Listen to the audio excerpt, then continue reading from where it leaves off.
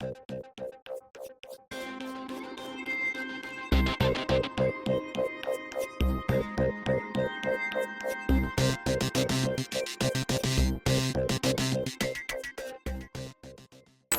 عليكم ورحمة الله. بسم الله الرحمن الرحيم، ويا مليون مرحبا بكم بفيديو جديد. موضوعنا لليوم عن المسيرة التركية بمحرك جيت أو بمحرك نفاث، مسيرة غوكسونغور. هاي المسيرة إذا تم الانتهاء من تصنيعها راح تخلي تركيا دولة منافسة للدول القوية بتصنيع المسيرات. راح نحكي عن السبب وعن خصائص هاي الطائرة وزمن الانتهاء من التصنيع، وحتى ليش كل هالشي تعتبر مهمة بالنسبة لتركيا.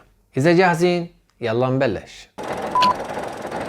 تركيا كلنا بنعرف تفوقها بمجال المسيرات، وخصوصا البيركتار وأكنجي. من خلال كل المعارك اللي شاركت فيها تركيا قدرت تتغير موازين القوى من خلال المسيرات. لكن خلينا نحكي شوي بمنطق. كل هي العمليات اللي صارت كانت بدول ما بتمتلك تقنية رادار عالية. يعني مثلا تركيا غير قادرة على استخدام هاي المسيرات ضد التقنية الأمريكية ليكن. حتى تصير هاي المسيرات جاهزة لتستخدم بدول متطورة وعندها تقنية رادارات عالية، لازم تكون سريعة جدا وبتحتوي على تقنية التخفي عن الرادارات. مثل الطائرات الأمريكية عندهم بي 2 سبيريت وعندهم اكس 47 بي. هاي الطائرات لحد الآن تعتبر أعظم تقنية وصلها البشر. حاليا أمريكا متصدرة القمة بصناعة المسيرات، وهن حتى أول مين صنع مسيرة بالعالم. حتى المسيرة اكس 47 بي قادرة على الإقلاع من حامل الطائرات. تركيا لتوصل لهي النقطة لازم تتوسع بكافة المجالات. يعني حاليا في عندهم تطور فقط بالمسيرات بمحرك عادي، حتى عندهم طائرة أكنجي قادرة على حمل أوزان ضخمة. لهيك للوصول للقمة بصناعة المسيرات ويصيروا منافسين للدول القوية طلع عندهم شغلتين، هي التخفي والسرعة. التخفي تعتبر أصعب خطوة حاليا لأنه ما في هيك تقنية باليد. مسيرة غوكسونغور حاليا على وشك الانتهاء من أول نموذج. حاليا ما في أي تصريح رسمي بهذا الموضوع، لكن شغالين على المشروع ورح تكون مفاجأة ضمن السنة القادمة. طيب شو مواصفات هي الطائرة؟ هلأ من خلال مواصفات طائرة أنكا ومشاريع شركة تاي، مثل ما بنعرف كل شركة لها طراز تصاميم خاص، ومن خلال تصاميم هي الشركة ممكن نوصل للشكل الخارجي. الشكل الخارجي بشكل أساسي رح يكون شبيه جدا بطائرة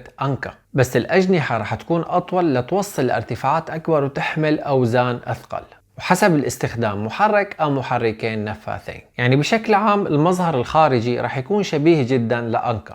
مثلا طائرة تلاريوم الفرنسية أول ما صنعوها صمموا نموذج بمحرك عادي، بعدين طوروا وسووا بمحرك جيت. أهم خاصية للمسيرات بمحرك جيت إنها قادرة على حمل أوزان ثقيلة. مثلا طائرة أنقا الوزن الكامل للطائرة وقت الإقلاع ممكن يوصل ل4 طن، لكن طائرة تلاريون الفرنسية ممكن يوصل وزنها الكامل وقت الإقلاع ل10 طن. بالرغم من أنه أغلب هذا الوزن راح يروح قسم كبير منه للمحرك والوقود وبقية أقسام الطائرة، لكن بيبقى فراغ كبير لحمولة الأسلحة ما يقارب طن أو 2 طن من الوزن. يعني من المنتظر بشكل عام من طائرة غوكسونغور أنه يكون وزن حمولة الأسلحة بيتفوق على أكنجي وأنكا. هلأ ببداية المشروع كان الهدف انه سرعة هاي الطائرة تفوق سرعة الصوت، يعني سوبر سونيك، يعني بتتجاوز 1200 كيلومتر على الساعة. لكن لتفادي مشاكل المحرك من المحتمل هذا الهدف تم إلغائه، والسرعة راح تكون سب سونيك، يعني ما يقارب بين 600 ل 900 كيلومتر على الساعة.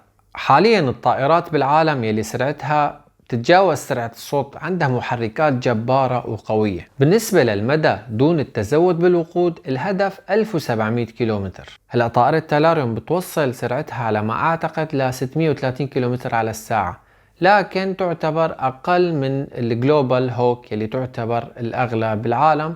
مثل ما بنعرف بهيك نوع من المسيرات ما فيها نظام حماية، لهيك السرعة جدا مهمة لتحمي نفسها. وأكبر سبب لسقوط بعض المسيرات التركية البيركتار هو أنه سرعتها ما بين 130 كيلومتر على الساعة ل 250 كيلومتر على الساعة. يعني لبين ما تدخل على مكان الهدف وتضرب بيكون الدفاع الجوي كشفها. حتى إذا تم استهدافها بصاروخ من منظومة للمدى المتوسط أو القصير فحتى فرصة هروبها شبه منعدم. جوكسونجور بسبب سرعتها الكبيرة ولا منظومة للدفاع المتوسط والقصير ما رح يشكلوا عليها أي تهديد. يعني بنقدر نعتبرها طائرة تجسس بتطير بارتفاعات عالية وبسرعة كبيرة. إذا قدرت تركيا تصنع المواد اللي ما بتكشفها الرادارات أو يلي بتعكس موجات الرادارات، هون رح تكون هي الطائرة عظيمة. على حسب ما تم التصريح بطائرة TFX رح يتم استخدام مواد نصف متخفية بصناعة الهيكل الخارجي. ممكن يصير نفس الشيء بطائرة جوكسونجور. هلأ سؤال انه ايمت رح يبلش تصنيع هي الطائرة، بما انه تركيا ما عندها تقنية مثل طائرة جلوبال هوك، لانه حاليا الميزات الموجودة تعتبر هي الطائرة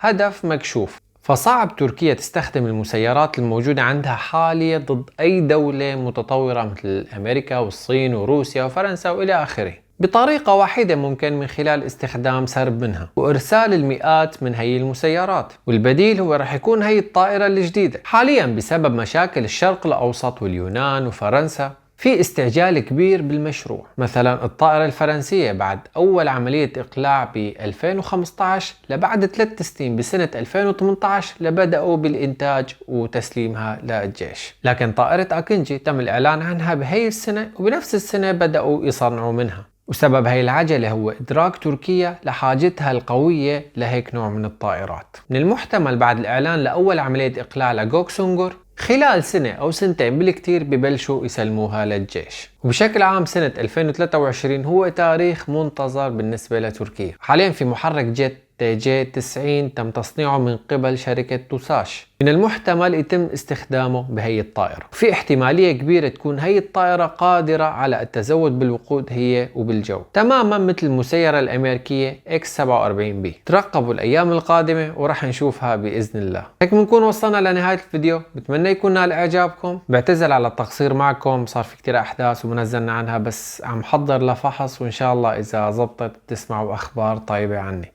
كمان عم فكر انه نزل بوست وتسألوني بهذا البوست شو ما بدكم شو ما بيخطر على بالكم اسئلة، وان شاء الله رح خصص فيديو خاص جاوب فيها على اسئلتكم متابعينا الكرام.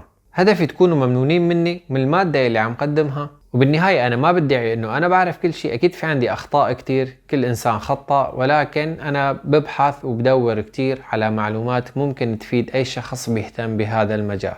حتى نعرف المتابعين المميزين رح اسألكم سؤال وانتم جاوبون عليه تحت بالتعليقات. اقوى كلمة هي فراغ، انتم كملوا الفراغ تحت بالتعليقات. خير الكلام ما ختم بالصلاة على النبي، اللهم صل على سيدنا محمد وعلى آله وصحبه أجمعين.